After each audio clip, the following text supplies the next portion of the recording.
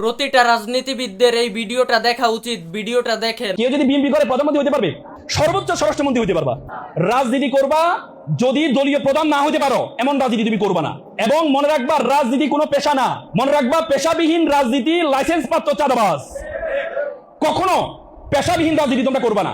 প্রত্যেকে এক একটা পেশা নির্ধারণ করবা, প্রত্যেকে একটা একটা পেশায় যাবা, সে পেশায় গিয়ে পরবর্তীতে তুমি রাজনীতি অংশগ্রহণ করবা স্বেচ্ছাসেবী হিসেবে মানুষের সেবা করার জন্য।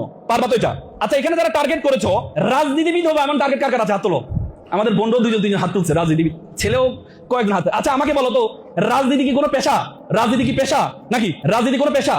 রাজনীতি হচ্ছে একটা ভলেন্টারি ওয়ার্ক, স্বেচ্ছাসেবী কাজ। তোমার একটা পেশা থাকবে, তুমি একটা যোগ্যতা অর্জন করে তুমি তোমার পেশাটা লিড করবে, পাশাপাশি ভলেন্টারি ওয়ার্ক হিসেবে তুমি রাজনীতিতে জয়েন করবা তোমার দেশকে ভলেন্টারি স্বেচ্ছাসেবী একটা শ্রম দিয়ে দেশকে সুন্দর করার জন্য।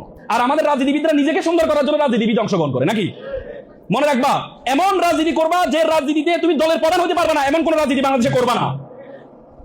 এমন দলে অংশগ্রহণ করবা না যে দলে তুমি দলীয় প্রধান হতে পারবা না। বাংলাদেশে অনেক দল আছে না, দলীয় প্রধান হতে চাইলেও তুমি হতে পারবা না।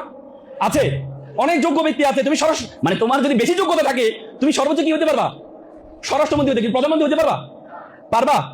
পারবা? আচ্ছা, কেউ যদি আওয়ামী লীগ করে সে প্রধানমন্ত্রী হতে পারবে?